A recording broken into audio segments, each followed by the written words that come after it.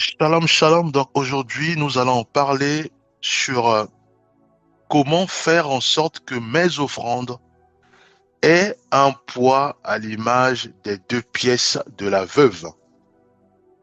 Comment faire en sorte que mes offrandes aient un poids à l'image des deux pièces de la veuve.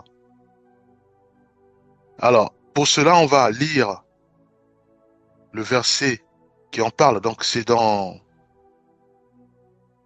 Marc 12, verset 43 à 44. Je vais lire. Alors Jésus, ayant appelé ses disciples, leur dit, je vous le dis en vérité, cette pauvre veuve a donné plus que tous ceux qui ont mis dans le tronc, car tous ont mis de leur superflu, mais elle a mis de son nécessaire, tout ce qu'elle possédait, tout ce qu'elle avait pour vivre. Alors, je vais aborder ce thème sur une autre vision spirituelle. Donc ici, nous voyons que la veuve, elle a mis le tout son nécessaire. Donc là, en l'occurrence, l'image, c'était plus l'argent, hein, l'argent de César. Alors ici, nous allons plutôt regarder sur le thème. Donc le thème, c'est faire en sorte, comment faire en sorte que mes offrandes aient un poids à l'image des deux pièces de la veuve. Nous savons tous que le fait de prier ou d'adorer le Seigneur, c'est aussi les offrandes, hein, les cultes adorables que nous élevons vers le Seigneur. Prenons Michée 6, verset 8. On t'a fait connaître, ô homme, ce qui est bien et ce que l'Éternel demande de toi. C'est que tu pratiques la justice, que tu aimes la miséricorde et que tu marches humblement avec ton Dieu. En faisant ainsi, ce sont des offrandes que nous offrons au Seigneur. Voyez-vous? Alors, comment faire en sorte que mes offrandes puissent avoir du poids à l'image du Seigneur? Dieu nous parle en disant ceci, que je vous ai légué mes règles. Il dit, on t'a fait connaître, ô homme, ce qui est bien. Et ce que l'Éternel demande de toi, c'est que tu pratiques la justice, que tu aimes la miséricorde et que tu marches humblement avec ton Dieu. Prenons Hébreux 11, verset 6. Or, sans la foi, il est impossible de lui être agréable, car il faut que celui qui s'approche de Dieu croit que Dieu existe et qu'il est le rémunérateur de ceux qui le cherchent. Voyez-vous? Ici, Dieu rémunère. Est-ce que Dieu rémunère les fonds? Non. Dieu rémunère simplement sur la base de la foi. Donc, quand nous marchons par la foi, ça veut dire que nous glorifions le Seigneur. Dieu y prend plaisir. Voyez-vous? L'offrande que nous léguons au Seigneur a du poids, puisqu'il y a la foi en Jésus-Christ. Nous croyons que quand nous marchons, qu'il est là. Nous croyons que quand nous crions à lui parce que nous avons rien à manger, nous n'avons pas la provision, rien que le fait de crier à lui et de croire qu'il vient de la provision, c'est ce qu'on appelle l'offrande qui a du poids envers le Seigneur. Voyez-vous? Et la Bible dit qu'il rémunère. Voyez-vous? Dieu rémunère ceux qui donnent effectivement au tronc, mais Dieu rémunère surtout ceux vers le Seigneur. Ce sont aussi des offrandes qui ont du poids, la foi en Jésus-Christ. Voyez-vous? Quand nous croyons qu'il va me guérir, Dieu va rémunérer. Dieu fera en sorte que les maladies chroniques ou tout ce qui est maladie, ces maladies du sang, maladies des os et autres, Dieu fera en sorte que ces maladies puissent totalement se désintégrer dans nos corps. Pourquoi? Parce que il a vu l'offrande agréable. Il a vu l'offrande du poids, la foi en Jésus-Christ. Nous avons cru et nous croyons qu'il va me restaurer, il va me guérir, soit du cancer, soit de toutes sortes de maladies. J'ai la foi ferme qu'il va le faire. Voyez-vous? Souvenons-nous encore de cette femme de la perte des sangs. Elle n'avait rien. Elle n'avait plus rien. L'argent de César, elle n'avait plus. Puisque la Bible déclare qu'elle avait tout fini. Mais elle a oublié que l'offrande, ce n'est pas que l'argent de César. Non. L'offrande, c'est aussi la foi. L'offrande, c'est aussi l'obéissance. C'est ce qu'on a lu dans Michée 6, 8. C'est aussi l'obéissance à Dieu. L'offrande, c'est aussi la pratique de la part de Dieu. Cette sœur avait la foi. Et cette foi a permis que Dieu puisse rémunérer sa prière. Dieu a exaucé sa prière. Cette sœur, elle est repartie guérie totalement. Voyez-vous? Comment faire en sorte que mes offrandes puissent avoir du poids à l'image de la veuve? Prenons Romains 12, versets 1 à 2. Je vous exhorte donc, frères, par les compassions de Dieu, à offrir vos corps comme un sacrifice vivant, saint, agréable à Dieu, ce qui sera de votre part un culte raisonnable.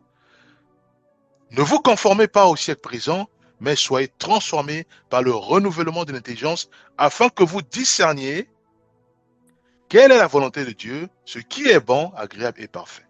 Voyez-vous? Ici, Dieu nous appelle tous à offrir nos corps comme un sacrifice vivant, et Dieu dit saint, agréable à Dieu. Voyez-vous? Donc Dieu trouve d'agréable, c'est quand nous sommes saints à ses yeux et quand nous offrons nos corps à lui. Alors, comment offrir un corps au Seigneur? C'est quand nous pratiquons sa parole. C'est quand nous marchons selon ses règles. C'est quand nous obéissons à sa parole. C'est ça l'image. Offrir les corps au Seigneur. Et Dieu ajoute en disant ça. Donc nous devons marcher réellement en pratiquant sa parole, en pratiquant ses règles. Nous devons marcher selon sa parole qui dit dans Jean 15, 5 que sans moi, vous ne pouvez rien faire. En pas disciple et de sermon. Marchons selon la parole de Dieu, nécessaire à ce que nous puissions nous appuyer sur le Saint-Esprit. Voyez-vous? Il dit offrir vos corps comme un sacrifice vivant, saint, agréable à Dieu. En faisant ainsi, mais Dieu va nous dire simplement, comme Jésus-Christ a dit aux disciples, que cette veuve a donné plus, voyez-vous, que les milliardaires qui étaient là peut-être. En faisant ainsi, nous voyons qu'ici il n'y a pas l'argent, puisque nous donnons notre corps au Seigneur. Nous donnons la pureté, nous donnons la sainteté. Voyez-vous? À ce moment-là, Dieu dit, puisque Dieu dit, il trouve agréable. Donc c'est plus que les milliardaires, c'est plus que ceux qui donnent les fonds, que moi j'appelle l'argent de César. Voyez-vous?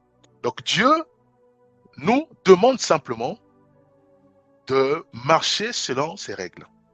En faisant ainsi, oui, ce sont les offrandes qui ont du poids envers le Seigneur.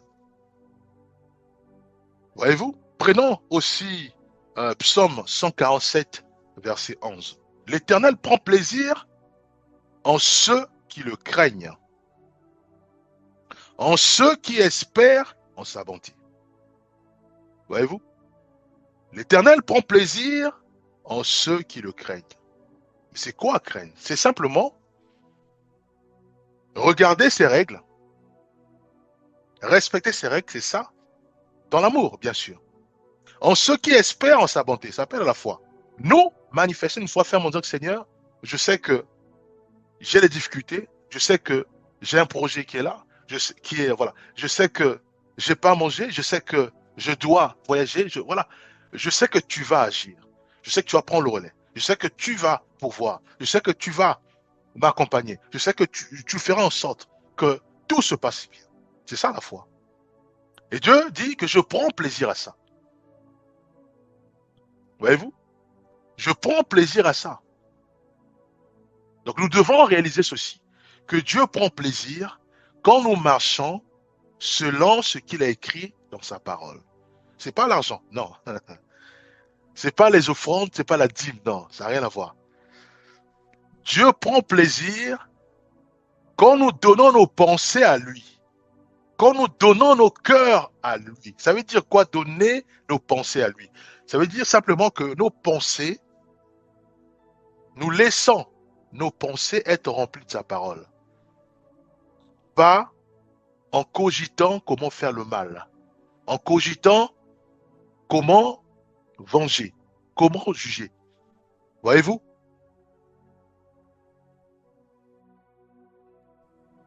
Donc nous laissons nos pensées remplies de la parole de Christ, en cogitant comment faire le bien, comment attiser la paix, comment attiser l'amour.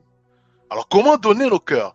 Le cœur, Nos cœurs sont remplis de la parole de Dieu. Nos cœurs sont remplis de ce désir de louer le Seigneur, de faire du bien à nos proches. Voyez-vous?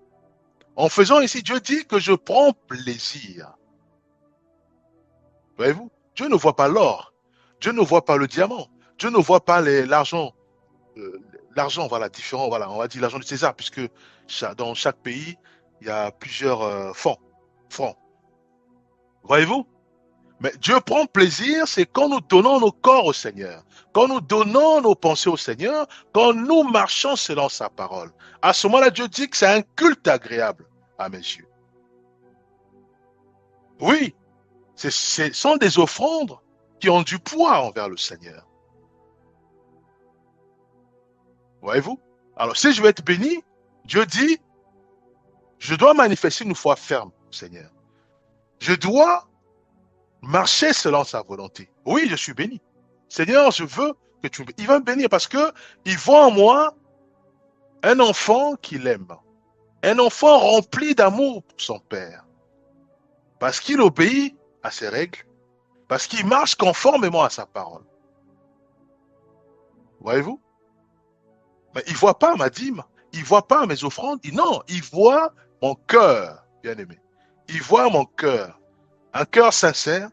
Un cœur qui recherche à tout prix à marcher sur les traces du Maître qu'est Jésus-Christ. Un cœur qui cherche à tout prix dans la prière et le jeûne à être comme Jésus-Christ.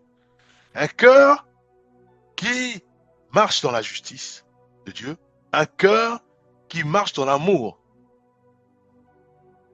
Voyez-vous? Prenons Proverbe 21, verset 3. La pratique de la justice et de l'équité. Voilà ce que l'Éternel préfère au sacrifice. La pratique de la justice et de l'équité, voilà ce que l'Éternel préfère au sacrifice. Certes, les sacrifices, c'est ce qui nous coûte. Donc nous prenons soit tous nos salaires que les bien-aimés appellent les prémices, nous donnons à Dieu, à l'Église. Ça nous coûte. Les offrandes nous coûtent aussi, puisque c'est les fonds, c'est l'argent.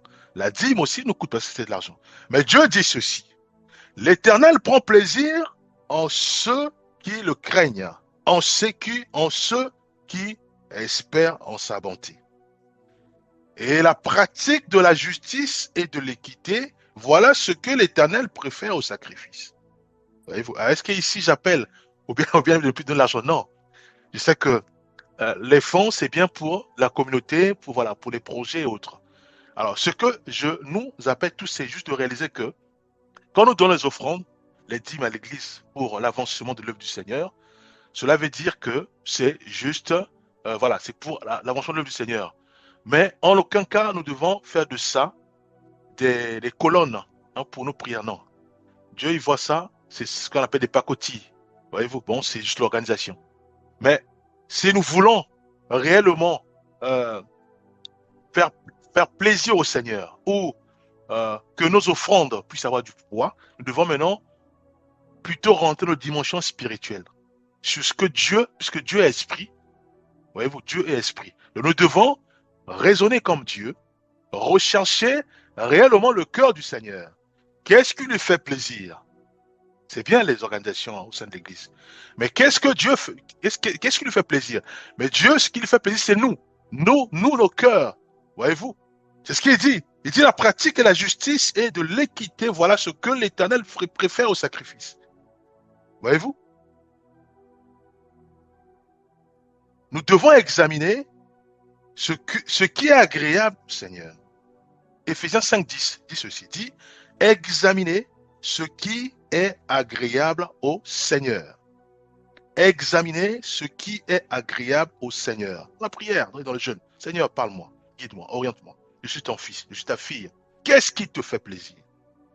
Il va nous dire, c'est toi. Que tu manifestes une foi ferme. Ça, on l'a lu aussi tout à l'heure, dans l'Hébreu. Or, sans la foi, il est impossible de lui être agréable.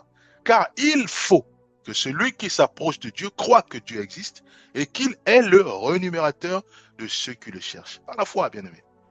Voyez-vous? Qu'est-ce qui lui fait plaisir? Est-ce que c'est ici, on n'a pas de l'argent de César? Non, la foi. Voyez-vous? Qu'est-ce qui lui fait plaisir? la pratique de la justice et de l'équité. Voyez-vous? Qu'est-ce qui lui fait plaisir? L'Éternel prend plaisir en ceux qui le craignent, en ceux qui espèrent en sa bonté. Croire en Jésus-Christ et marcher selon ses principes. Philippiens 4, 18. J'ai tout reçu et je suis dans l'abondance. J'ai été comblé en recevant par l'Épaphrodite ce que vous m'avez envoyé comme un parfum de bonne odeur, un sacrifice que Dieu accepte et qui lui est agréable. J'ai tout reçu et je suis dans l'abondance. J'ai été comblé en recevant par Épaphrodite ce que vous m'avez envoyé comme un parfum de bonne odeur. Ici, Paul parle rapport que Épaphrodite, lui, a remonté. Voyez-vous, nous savons tous que Paul, il était souvent tourmenté parce qu'il fallait que les nations, puisqu'il a beaucoup voyagé, donc lui, c'était les peuples des nations, il voulait à tout prix que les peuples des nations puissent ressembler au Maître, à Jésus-Christ. C'est pour ça que souvent, il corrigeait, dans l'amour bien sûr, dans la douceur. Souvent, il envoyait les bien-aimés pour aller regarder, pour aller examiner, pour aller enseigner aussi. Il envoyait Timothée, il envoyait, voilà. Voyez-vous? Et il attendait les rapports. Lui, c'était les rapports. Les rapports. Voyez-vous? Et là, il est béni. Il est heureux de voir que non seulement qu'il y a la libéralité, il y a aussi le volet spirituel. Donc, l'Église marche conformément aux enseignements. Et c'est là il va dire, comme un parfum de bonne odeur, un sacrifice que Dieu accepte et qui lui est agréable. Colossiens 3. Prenons 1 Samuel 15, verset 22. Samuel dit, l'Éternel trouve-t-il du plaisir dans les holocaustes et les sacrifices comme dans l'obéissance à la voix de l'Éternel. L'obéissance vaut mieux que les sacrifices et l'observation de sa parole vaut mieux que la graisse des béliers. Donc à l'époque, c'était la graisse des béliers. Ah, voilà, on mettait ça. Donc il y avait des... Mais c'était plutôt cette graisse, voyez-vous, qui nourrissait non seulement les Lévites et aussi le peuple. Voyez-vous. Donc ici, Samuel dit simplement que, pose la question, dit simplement que l'Éternel trouve-t-il du plaisir dans les holocaustes et les sacrifices, comme dans l'obéissance à la voix de l'Éternel. Quand nous obéissons au Seigneur, selon ses règles, Dieu trouve du plaisir plus que les libéralités, plus que l'argent du César ou les pierres précieuses. Voyez-vous? Donc Dieu, c'est nous c'est nous en fait qui voit. Donc nous sommes concernés. Il voit notre cœur. Il voit que si nous marchons selon ce qu'il attend de nous. Qu'est-ce qu'il attend de nous? Il attend de nous que nous puissions manifester l'amour, déployer l'amour, manifester la justice, déployer la justice, manifester l'obéissance à la parole de Dieu et déployer l'obéissance à la parole de Dieu. Voyez-vous? C'est ça, ce qu'on appelle les offrandes qui ont du poids envers notre Seigneur. L'offrande qui ont du poids envers le Seigneur. Voyez-vous? Alors la veuve, qu'est-ce qu'elle a fait? La veuve, elle a simplement obéi à Colossiens 3, verset 23. Qu'est-ce qu'il dit? Colossiens 3, verset 23. Tout ce que vous faites, faites-le de bon cœur, comme pour le Seigneur et non pour des hommes. C'est ce que la veuve a obéi, c'est ce qu'elle a suivi, c'est ce qu'elle a pratiqué. Donc elle est partie donner ces 2 pièces au tronc, pas parce que Jésus-Christ était là, non. Pas parce qu'il y avait des gens qui étaient là, non. Ou pas, non. Elle l'a fait pour le Seigneur. Tout ce que vous faites, faites-le de bon cœur, comme pour le Seigneur et non pour les hommes. Voyez-vous? C'est pour ça que le maître va dire qu'elle a donné, c'est enseignement, elle a donné plus que tous les milliardaires et les millionnaires. Comme à l'époque, c'était l'argent, donc il utilisait l'argent pour enseigner. Mais c'est plus que ça. C'est plus que ça. À l'époque, c'était, voilà, il fallait ramener qui ramenait plus de taureaux, qui ramenait plus de l'argent, qui ramenait plus de bœufs, qui ramenait plus de farine, de l'effa. Voyez-vous? Donc, il a utilisé ces moyens-là pour enseigner le peuple à cette époque-là. Mais aujourd'hui, nous avons tout. Nous avons tout. Voyez-vous? Maintenant, ici, le Seigneur nous ramène encore plus en disant que non. Ce qui est agréable au Seigneur, c'est pas ça. C'est pas l'effa, c'est pas tout ce qui est farine. Non. C'est le cœur, bien-aimé. Le cœur. C'est pas la dîme, les offrandes, non, c'est le cœur. Tu donnes ton cœur au Seigneur. Tu marches selon les règles du Seigneur. Là, c'est ce qu'on appelle l'offrande agréable au Seigneur. L'offrande qui a du poids. Voyez-vous? Mais les règles, il y en a plein. C'est dans la Bible. C'est pour ça que nous devons lire la parole de Dieu. Nous devons lire la parole de Dieu pour connaître la pensée de Dieu. Ce qu'il attend de nous et ce qu'il est dans la parole de Dieu, bien aimé.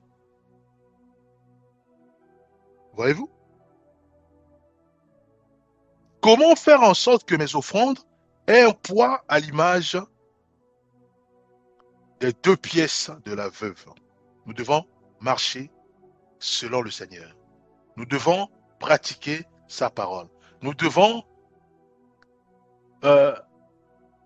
rechercher à soutenir le faible, à véhiculer la justice du Seigneur, l'amour, à pardonner réciproquement, à pardonner systématiquement. Voyez-vous?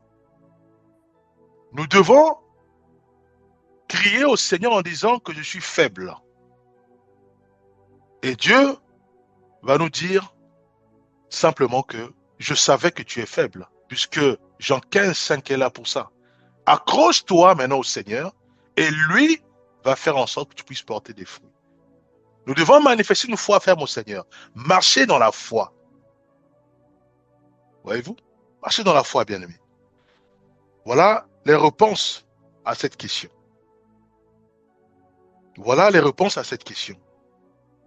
Voyez-vous? Donc Dieu nous appelle à réaliser que c'est pas réellement la dîme, c'est pas réellement les offrandes. C'est pas réellement les libéralités, c'est pas réellement les prémices. Il y en a plein, la liste est longue. Au temps de Jésus, on parlait même de, il y avait beaucoup de, on parlait d'été, il y avait beaucoup d'offrandes. Voyez-vous? Si c'est fait dans un bon cœur, pour le Seigneur, gloire à Dieu. Mais nous devons aller au-delà, bien aimé. C'est quoi au-delà? Faire en sorte que Jésus-Christ soit formé en nous. Faire en sorte que, comme dira Jésus-Christ, que le prince de ce monde arrive. Il n'a rien en moi. Donc nous devons faire en sorte que ce qui est de Jésus-Christ soit trouvé en nous, bien-aimés. Et non ce qui est de près de ce monde. L'argent du César, les biens de ce monde. C'est-à-dire que mettre toute la foi dans l'argent du César, mettre toute la foi dans les biens de ce monde. Voyez-vous? Nous devons au contraire mettre toute notre foi en Jésus-Christ. Donc que Jésus-Christ soit formé en nous. À ce moment-là, tout ce que nous allons élever comme prière, Dieu va l'agréer. Pourquoi? Parce qu'il voit la sincérité, il voit la foi ferme au Seigneur, il voit l'obéissance à Dieu. C'est ça réellement, l'offrande qui a du poids. Nous allons prier. Père, nous remettons entre ta main nos vies. Fais grâce. Fais grâce au Père de réaliser que tu es notre Dieu, tu nous aimes. Tu nous aimes, Père. Car ta parole déclare, tu as tant aimé le monde. Tu nous aimes, Père. Tu as envoyé ton Fils unique, Jésus-Christ. Lui qui est mort à la croix et ressuscité, aujourd'hui il est assis à droite du Père, intercédant pour nous, Père. Tu nous aimes, Père, car tu non seulement envoies ton Fils unique, mais aujourd'hui nous avons le Saint-Esprit sur terre avec nous. Il est en nous, il est sur terre. Pour nous rappeler la parole de Christ et pour nous fortifier. Père, tu nous aimes parce que tu es en nous, tu marches avec nous. Tu es l'ami fidèle, Père. Aide-nous, Père. Aide-nous à ouvrir nos yeux. Aide-nous à ouvrir encore notre sagesse afin d'acquérir davantage ta sagesse. Au nom puissant de Jésus-Christ, nous avons ainsi prié. Amen.